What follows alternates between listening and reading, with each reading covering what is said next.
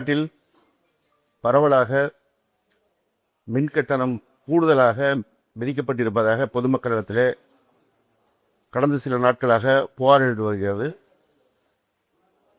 இந்த புகார்களுக்கு உடனடியாக நடவடிக்கை எடுக்க வேண்டும் என்று திராவிட முன்னேற்ற கழகத்தின் தலைவர் மாண்புமிகு தலைவர் அவர்கள் அறிக்கை வெளியிட்டிருந்தார்கள். அதற்கு பதிலளித்த தமிழ்நாடு மின்துறை மற்றும் சட்டத்துறை அமைச்சர் நிர்மல்குமார் அவர்கள், என்னுடைய நண்பர் வீட்டிலேயே கூடுதல் கட்டணம் வந்திருக்கிறதுன்னு அவர் அதற்கெல்லாம் பதில் சொல்லாம எங்களுடைய கழக தலைவர் அவர்கள் வாட்ஸ்அப்பிலே வந்த செய்தியை வைத்துக் கொண்டு அறிக்கை வெளியிட்டிருக்கிறார்னு சொன்னார். வாட்ஸ்அப்பில் வந்த செய்தியை பார்க்காமல் இன்ஸ்டாகிராமில் வந்த செய்தியை பார்க்கணுமான்னு தெரியல. இன்ஸ்டாகிராமில் வந்த செய்தினா அவங்களுக்கு ஆதரவாக வரும் போட்டிருக்கு, வாட்ஸ்அப்னா வராது போட்டிருக்கு. இப்போ என்கிட்ட ஒரு வாட்ஸ்அப் செய்தி இருக்கு. என்ன செய்தின்னா, மின்துறையுடைய சிஎம்டியாக இருக்கிற அருண்ராய் ஐஏஎஸ் ஒரு சுற்றறிக்கை வெளியிட்டிருக்கிறார். அதில் அவர் தெளிவாக சொல்றார், high electricity bill during the month of July. Tamil Nadu Electricity Board has decided to do a re-inspection of high variation in consumption cases through responsible senior officers. இப்போ வாட்ஸ்அப்பில் வந்ததுன்னா அதை படிக்க முடியாதா? இதை வச்சு நான் சொல்லக்கூடாதா? ஒரு பொறுப்பான அமைச்சர் கேட்ட கேள்விக்கு பதில் சொல்லாமல் ரொம்ப எப்பயும் அவர் எதிராளிகளை எல்லாரையும் ரொம்ப குறைவாக மதிப்பிடுகிறார். திராவிட முன்னேற்ற கழகத்தின் தலைவருடைய வரலாறு கொஞ்சம் அவர் தெரிஞ்சுக்கணும். அவர் வயது என்ன, அரசியல் அனுபவம் என்ன, அவர் வகித்த பதவிகள் என்ன, இதெல்லாம் தெரிஞ்சுக்கிட்டு பேசணும். இன்றைக்கு நிர்மல்குமாருக்கு ஒரு வாய்ப்பு கிடைத்திருக்கிறது, அமைச்சராக இருக்கிறார், அதில் பணியாற்றட்டும், வாழ்த்துக்கள். ஆனால் அதை விடுத்துவிட்டு எங்கள் தலைவரை பார்த்து வாட்ஸ்அப்பில் வந்த செய்தியெல்லாம் வைத்து கொண்டு பேசுவதாக சொன்னால் அது முறையாக இருக்காது. ஏன்னா நிர்மல்குமார் ஒரு மல்டி டேலண்டட் பர்சன்.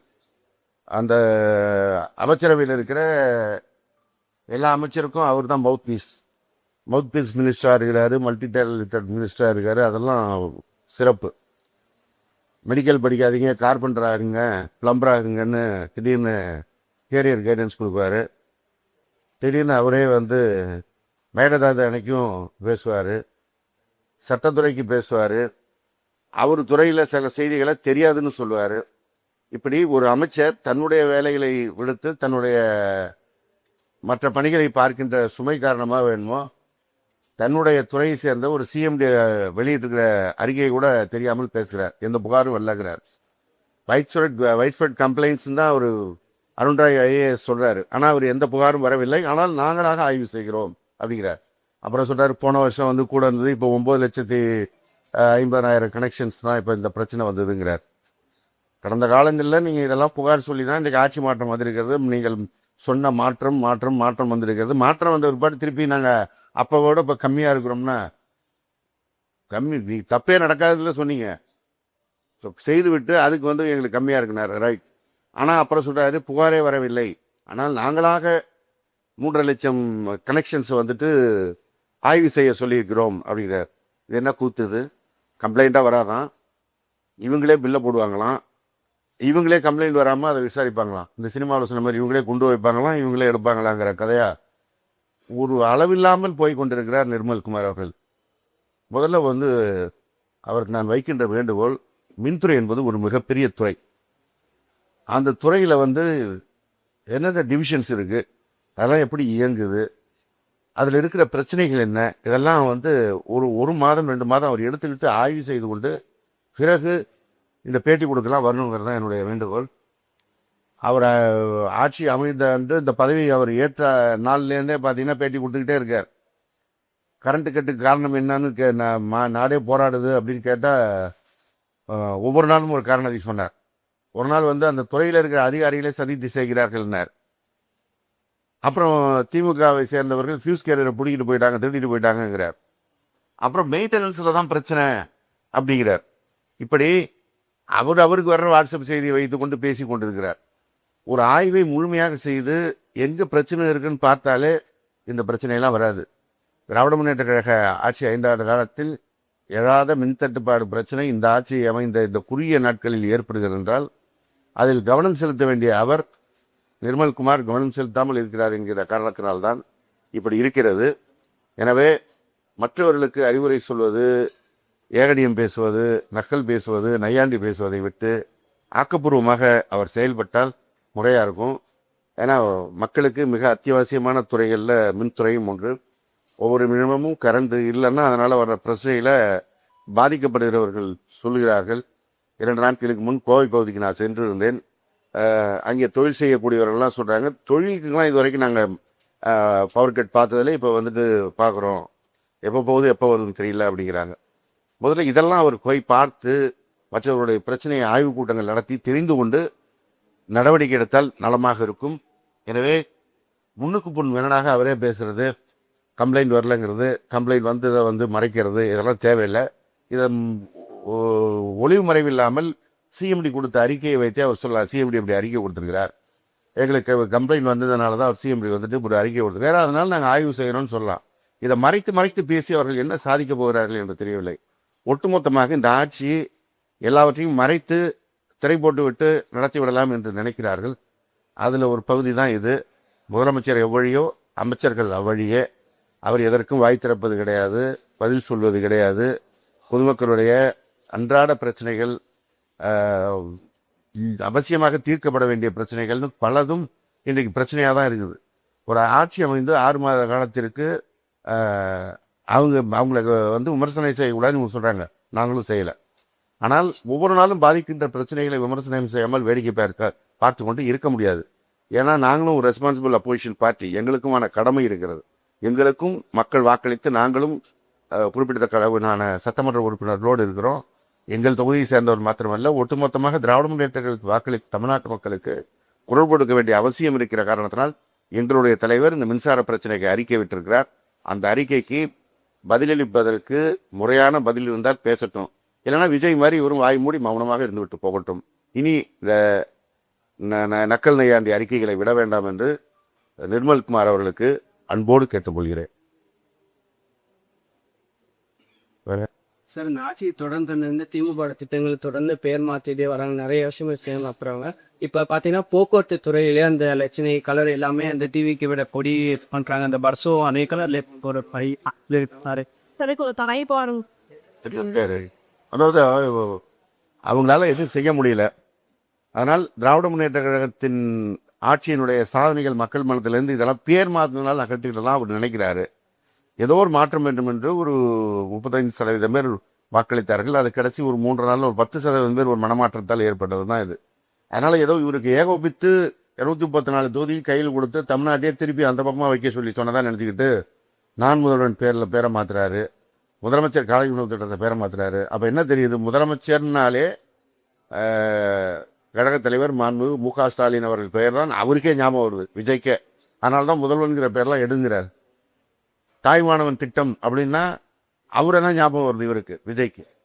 இப்படி ஒவ்வொரு இடத்திலும் தங்களுடைய இயலாமையை மறைப்பதற்கு திராவிட முன்னேற்ற கழகத்தின் திட்டங்களை மறைத்தால் போதும் அப்படின்னு அவர் நினைக்கிறார். அதே போல் இந்த கலர் மாற்றுறது, பேர் மாற்றுறது, இதன் மூலமாக வந்து மக்கள் மனதில் இடம் பெறலாம்னு நினச்சா மக்கள் வந்து இதற்கு கடும் எதிர்வினை தான் ஆற்றுவாங்க. மக்கள் அமைதியாக இருக்கிறாங்க அப்படின்னு அவர் நினச்சிட்டு இருக்காரு. மக்கள் அமைதியாகலாம் இல்லை, அவங்கவுங்க அங்கங்கே வந்து மின்சார பிரச்சனைக்கு போராடின மாதிரி ஒவ்வொரு இடத்திலும் இந்த தாவேகாவினர் செய்கின்ற பாலியல் லூட்டிகளுக்கு எதிராக போராடி கொண்டிருக்கிறார்கள். அவருடைய குரலை எழுப்பி கொண்டு தான் இருக்கிறாங்க. அந்தந்த பகுதி நடந்து கொண்டிருக்கு. எதிர்கட்சிகள் இந்த 6 மாத காலத்திற்கு இவர்களை வந்து சொல்லியிருக்கிறாங்களேன்னு வந்து பெரும் போராட்டம் அறிவிக்காமல் இருக்கிறதுனால இவர் ஏதோ இவருக்கு எதிர்ப்பே இல்லாத போல நினைத்து கொண்டு இந்த பணியெல்லாம் செய்கிறார். குறிப்பாக வந்து இந்த பேருந்து கலர் மாற்ற போகிறோம், பேருந்துடைய துறையில் இருக்கிற வெப்சைட் கலரை மாற்றுறது, இதெல்லாம் செய்தால் இதெல்லாம் ஒரு நிமிஷத்து வேலை. ஆட்சி மாற்றம் மீண்டும் வருகின்ற பொழுது அப்புறம் இதெல்லாம் மாறதான் போகிறது. மக்கள் மனதில் எதை செய்தால் இடம் பிடிக்கலாம்னு பார்ப்பதுதான் ஒரு ஆட்சியாளராக பொதுமக்களால் அமர்த்தப்பட்டவருடைய எண்ணமாக இருக்க வேண்டும். இப்போ எங்கள் தலைவர் கொண்டு வந்திருக்கின்ற திட்டங்கள் காலை உணவு திட்டமாக இருந்தாலும், புதுமைப்பெண் திட்டம், தமிழ் புதல்வன் திட்டம், மகளிர் உரிமை தொகை திட்டம், இந்த திட்டம்லாம் என்றைக்கு மக்கள் கேட்டாலும் சொல்லுவாங்க, இது மாண்பு மு.க. ஸ்டாலின் அவர்கள் கொண்டு வந்த திட்டம். தமிழ்நாட்டுக்கு யார் தமிழ்நாட்டுக்கு பெயர் வைத்ததுன்னா பேரறிஞர் அண்ணா வைத்தார் அப்படின்னு தான் எல்லாரும் சொல்லுவாங்க. இது போன்ற இடஒதுக்கீடு பிரச்சனை யார் தமிழ்நாட்டினுடைய இந்த முன்னேற்றத்துக்கு காரணமாக தலைவர் கலைஞர் தான் சொல்லுவாங்க. இப்படி செய்துதான் பெயர் எடுக்க வேண்டும். பெயர் மாற்றியோ கலர் மாற்றியோ பெயரெடுக்க வேண்டும் என்று நினைத்தால் மக்கள் காத்திருப்பார்கள். இன்றைக்கு ஒன்றிய அரசாங்கம் அப்படிதான் 12 ஆண்டு காலமாக தங்களுக்கு எதிராக பெரிய குரல் இல்லை அப்படின்னு நினைச்சாங்க. இன்றைக்கு ஒரு பெரிய கடும் பிரளயம் ஏற்பட்டிருக்குது. அதுபோல ஒரு சந்திப்பு சூழலை தான் விஜயும் சந்திக்க வேண்டிய நிலை வரும். சார், காவி இன்னும் வெள்ளத்துக்கு கிடைக்கல, விவசாயிகள் போராடுறாங்க. கர்நாடகத்தோட செயல்பாடு கேட்க நினைக்கிறீங்க? முதலமைச்சர் வந்து கர்நாடகா போகலான்னு கர்நாடக அமைச்சர் வந்து இதே சொல்லுவாங்க. ஸோ இந்த விவகாரம் கர்நாடக அரசு எப்படி இல்லை, இதை கண்டித்து தான் எங்களுடைய கழக தலைவர் அவர்கள் கழகத்தின் சார்பாக எதிர்க்கட்சி தலைவர் மாண்புமிகு இளந்தலைவர் உதயநிதி ஸ்டாலின் அவர்கள் தலைமையில் தஞ்சையில் போராட்டத்தை அறிவித்திருக்கிறார்கள். டெல்டா பகுதி விவசாயிகள் மாத்திரமல்ல, ஒட்டுமொத்த தமிழகத்தின் விவசாயிகளுமே இன்றைக்கு வந்து இந்த தமிழ்நாடு அரசு அறிவித்த கடன் ரத்து பிரச்சனைகள் வந்து பல குழப்பங்களை செய்து அவருடைய எதிர்ப்பை பெற்றிருக்கிறார்கள். காவிரி பிரச்சனையை முறையாக கையாளாமல் இன்றைக்கு தஞ்சை பகுதியே காய்ந்து போய் கிடைக்கிறது, டெல்டா மாவட்டங்கள் காய்ந்து கிடக்கிறது. அதை கண்டித்து தான் இந்த ஆர்ப்பாட்டம் அறிவிக்கப்பட்டிருக்கிறது. இதில் மேகதாது பிரச்சனைக்காக கர்நாடகாவுக்கு பிரதமர் விஜய் போகிறாருன்னு சொன்னது அவருடைய அமைச்சரவையில் வேளாண் துறை அமைச்சராக இருக்கிறவர் தான் சொன்னார். அப்புறம் கல்வித்துறை அமைச்சர் ராஜ்மோகன் என்ன சொல்றாரு? இதையெல்லாம் முதல்வர் முடிவு செய்து முதல்வரே அறிவிக்கத்தான் தெரியும், மற்றவங்க சொல்றதெல்லாம் எடுத்துக்க முடியாதுன்னு சொல்றார். ஒரு அமைச்சர் சொல்றதா இன்னொரு அமைச்சரே சொல்றார். இப்போ இன்னைக்கு நம்ம மல்டி டேரக்டர் நிர்மல்குமார் என்ன சொல்லியிருக்கிறாரு? முதல்வர் அலுவலகம் அறிவிக்கும்னு சொல்றார். அப்புறம் அவரே சொல்றார், இதை நீதிமன்றம் தான் இதை தீர்க்க வேண்டும் என்று சொல்கிறார். நீதிமன்றம் தான் தீர்க்க வேண்டும் என்றால் விஜய் கர்நாடகா போக வேண்டிய அவசியம் என்ன?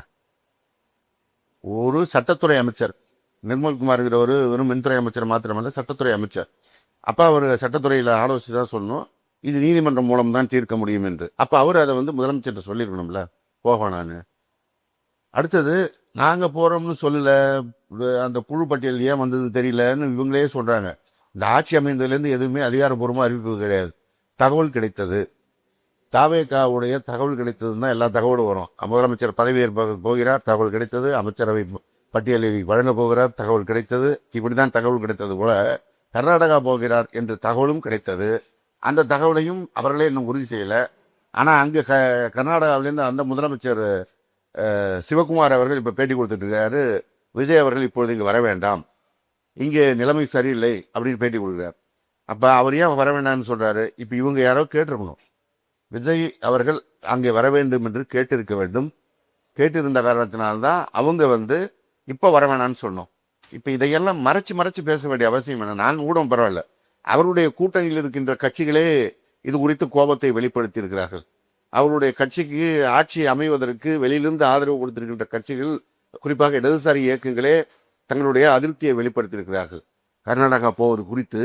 ஆனால் இப்போவும் அதில் உண்டா இல்லையா, நடக்குமா நடக்காதா, எதையும் சொல்லாமல் ஒரு கள்ள மௌனம் காக்கிறது இந்த அரசாங்கம். இப்படி அமைதி காப்பதன் மூலமாகவே மக்கள்கிட்ட வந்து பிரச்சனை வந்து பெருசாக வெடிக்காமல் இருக்கும்னு நினச்சிருக்காங்க. அமைதியே ஒரு கட்டத்தில் மிகப்பெரிய புரட்சியாக வெடிக்கும். இதை உணராவிட்டால் மிகப்பெரிய ஆபத்து தான் இந்த தாவேக அரசாங்கம் சந்திக்கும். சார், இப்போ பள்ளி மாணவர்களுக்கு ஒரு சத்து நோய் இந்த சிக்கன் பிரியாணிக்கு பண்ண சொல்லியிருக்காங்க. அது எப்படி பண்ணலையா சாக்கியமாச்சு? அது குறித்து பல கல்வியாளர்கள் கருத்து சொல்லிட்டு இருக்கிறாங்க. முட்டைன்னா முழுசாக கொடுத்துருவோம் தெரியும், நீங்கள் சிக்கன் பிரியாணி என்ன கொடுக்க போகிறீங்கன்னு தெரியும், குஸ்காவை போட்டு சிக்கன் பிரியாணி போட்டோன்னு கூட சொல்லலாம். அதாவது ஒரு திட்டத்தை செயல்படுத்துவதற்கு முன்பாக அந்த திட்டத்தினுடைய பிரச்சனைகள் என்ன வரும், அதை முழுமையாக செயல்படுத்த முடியுமா, இதெல்லாம் தெரியும். இவங்க மன்றம் வச்சிருக்கும் போது நாங்கள் வந்து அங்கே செஞ்சோம் இங்கே செஞ்சோம், அதனால் சில விஷயங்களை இங்கே செய்கிறோங்கிறாங்க. மன்றங்கிறது தனிநபர்களுடைய பிரச்சனை, அவங்க எதை விருப்பப்பட்டாலும் செய்யலாம். ஆனால் அரசு அப்படி இல்லை, இதுக்கு அக்கௌண்டபிலிட்டி இருக்குது. பொதுமக்களுடைய வரி பணத்தில் நாம் செலவு செய்யும் போது அது முழுமையாக சென்று சேர்கிறதா, எல்லோருக்கும் சேர்கிறதான்னு பார்க்கணும். எல்லா விஷயத்தையும் விளையாட்ட போக்க அவங்க நினச்சிக்கிட்டு இருக்காங்க. ரீல்ஸ் தான், அது இதை போட்டால் அது ஒரு 2 நாள் ரீல்ஸ் போடலான்னு நினச்சிருப்பாங்க. பார்ப்போம். தமிழ்நாட்டில் பரவலாக மின்கட்டணம் கூடுதலாக விதிக்கப்பட்டிருப்பதாக பொதுமக்களிடத்திலே கடந்த சில நாட்களாக புகார் எழுதி வருகிறது. இந்த புகார்களுக்கு உடனடியாக நடவடிக்கை எடுக்க வேண்டும் என்று திராவிட முன்னேற்ற கழகத்தின் தலைவர் மாண்புமிகு தலைவர் அவர்கள் அறிக்கை வெளியிட்டிருந்தார்கள்.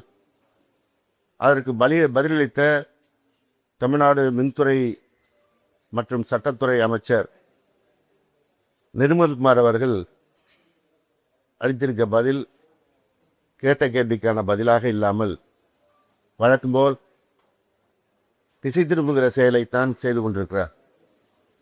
அவர்கிட்ட கேள்வி கேட்ட அந்த நிருபர்கள்லேயே ஒருவர் சொல்றார், என்னுடைய நண்பர் வீட்டிலேயே கூடுதல் கட்டணம் வந்திருக்கிறதுன்னு. அவர் அதற்கெல்லாம் பதில் சொல்லாம எங்களுடைய கழகத் தலைவர் அவர்கள் வாட்ஸ்அப்பிலே வந்த செய்தியை வைத்துக்கொண்டு அறிக்கை வெளியிட்டிருக்கிறார்னு சொன்னார். வாட்ஸ்அப்பில் வந்த செய்தியை பார்க்காமல் இன்ஸ்டாகிராமில் வந்த செய்தியை பார்க்கணுமான்னு தெரியல. இன்ஸ்டாகிராமில் வந்த செய்தினா அவங்களுக்கு ஆதரவாக வரும் போட்டிருக்கு, வாட்ஸ்அப்னா வராது போட்டிருக்கு. இப்போ என்கிட்ட ஒரு வாட்ஸ்அப் செய்தி இருக்கு. என்ன செய்தின்னா, மின்துறையுடைய சிஎம்டியாக இருக்கிற அருண்ராய் ஐஏஎஸ் ஒரு சுற்றறிக்கை வெளியிட்டிருக்கிறார். அதில் அவர் தெளிவாக சொல்றார், high electricity bill during the month of July. Tamil Nadu Electricity Board has decided to do a re-inspection of high variation in consumption cases through responsible senior officers. இப்போ வாட்ஸ்அப்பில் வந்ததுன்னா அதை படிக்க முடியாதா? இதை வச்சு நான் சொல்லக்கூடாதா? ஒரு பொறுப்பான அமைச்சர் கேட்ட கேள்விக்கு பதில் சொல்லாமல் ரொம்ப எப்பயும் அவர் எதிராளிகளை எல்லாரையும் ரொம்ப குறைவாக மதிப்பிடுகிறார். திராவிட முன்னேற்ற கழகத்தின் தலைவருடைய வரலாறு கொஞ்சம் அவர் தெரிஞ்சுக்கணும். அவர் வயது என்ன, அரசியல் அனுபவம் என்ன, அவர் வகித்த பதவிகள் என்ன, இதெல்லாம் தெரிஞ்சுக்கிட்டு பேசணும். இன்றைக்கு நிர்மல்குமாருக்கு ஒரு வாய்ப்பு கிடைத்திருக்கிறது, அமைச்சராக இருக்கிறார், அதில் பணியாற்றட்டும், வாழ்த்துக்கள். ஆனால் அதை விடுத்துவிட்டு எங்கள் தலைவரை பார்த்து வாட்ஸ்அப்பில் வந்த செய்தியெல்லாம் வைத்துக்கொண்டு பேசுவதாக சொன்னால் அது முறையாக இருக்காது. ஏன்னா நிர்மல்குமார் ஒரு மல்டி டேலண்டட் பர்சன். அந்த அமைச்சரவையில் இருக்கிற எல்லா அமைச்சருக்கும் அவர் தான் மவுத் பீஸ் மினிஸ்டராக இருக்கிறாரு, மல்டி டேலண்டட் மினிஸ்டராக இருக்காரு. அதெல்லாம் சிறப்பு. மெடிக்கல் படிக்காதீங்க, கார்பெண்டர் ஆகுங்க, பிளம்பர் ஆகுங்கன்னு திடீர்னு கேரியர் கைடன்ஸ் கொடுப்பாரு. திடீர்னு அவரே மேகதாது அணைக்கும் பேசுவார், சட்டத்துறைக்கு பேசுவார், அவர் துறையில் சில செய்திகளை தெரியாதுன்னு சொல்லுவார். இப்படி ஒரு அமைச்சர் தன்னுடைய வேலைகளை விடுத்து தன்னுடைய மற்ற பணிகளை பார்க்கின்ற சுமை காரணமாக வேணுமோ தன்னுடைய துறையை சேர்ந்த ஒரு சிஎம்டி வெளியிட்டிருக்கிற அறிக்கையை கூட தெரியாமல் பேசுகிறார். எந்த புகாரும் வரலங்கிறார். வைட்ஸ்ஃபீல்ட் கம்ப்ளைண்ட்